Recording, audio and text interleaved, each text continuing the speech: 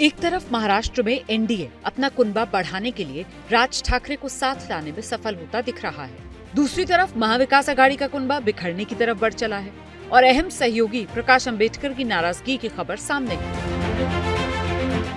पहले बात एनडीए की। ये तस्वीर बीजेपी के महासचिव विनोद तावड़े की है, जो दोपहर को दिल्ली के ताज होटल में राज ठाकरे से मिलने पहुंचे।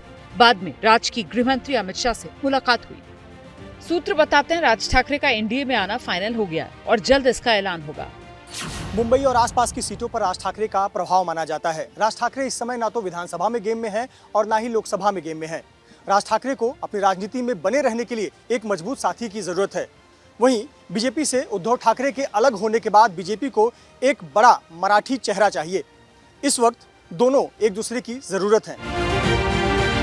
राज के एनडीए में आने की आहट से उद्धव ठाकरे की पार्टी टेंशन में है और खतरा मराठी वोटों के बंटने का। उनकी भूमिकाएं बदलती रहती है, कभी किसी भूमिका पे वो अग्रही या निग्रही नहीं रहे हैं।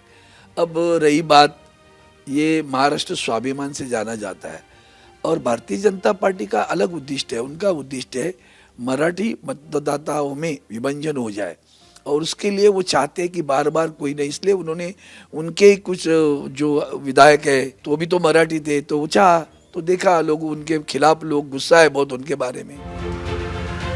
बाला साहेब ठाकरे के भतीजे राज ठाकरे ने शिवसेना से बगावत कर साल 2006 में अपनी पार्टी महाराष्ट्र नवनिर्माण सेना बनाई। मराठी मानुष के मुद्दे पर अपनी छवि आक्रामक नेता की बनाई। हिंसा, बवाल और उत्तर भारतीयों के खिलाफ राजनीति करके सुर्खियां जरूर बटोरी, लेकिन चुनावी राजनीति में कोई खास कमाल नहीं कर पाए। अब तक एक भी सांसद राज ठाकरे की पार्टी से नहीं बना है। साल 2009 में राज ठाकरे की पार्टी ने सबसे बेहतर प्रदर्शन किया था, तब महाराष्ट्र में इसके 12 विधायक जीते थे। 2012 नगर निगम चुनाव में भी कुछ सफलता जरूर मिली थी। राज ठाकरे एनडीए में आते हैं तो बीजेपी मुंबई और आसपास में उनका फायदा लेना चाहेगी।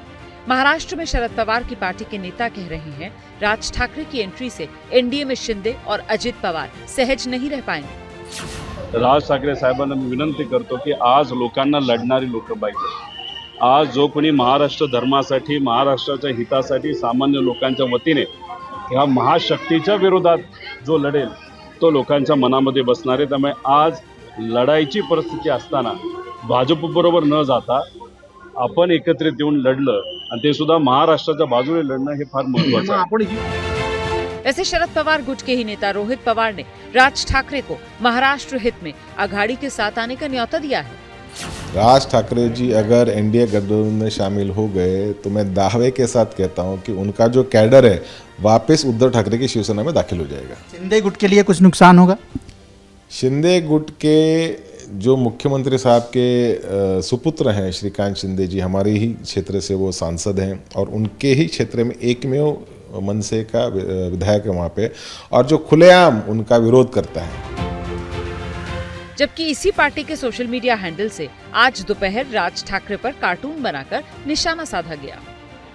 फिलहाल एनडीए में सीटों का बंटवारा फाइनल नहीं हुआ है, लेकिन माना जा रहा है बीजेपी अपने खाते की सीट में से राज ठाकरे को एडजस्ट करेगी।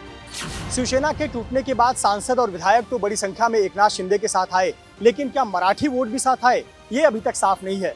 डर इस बात का सता रहा है कि कहीं सहानुभूति का फायदा उद्धव ठाकरे को ना मिले।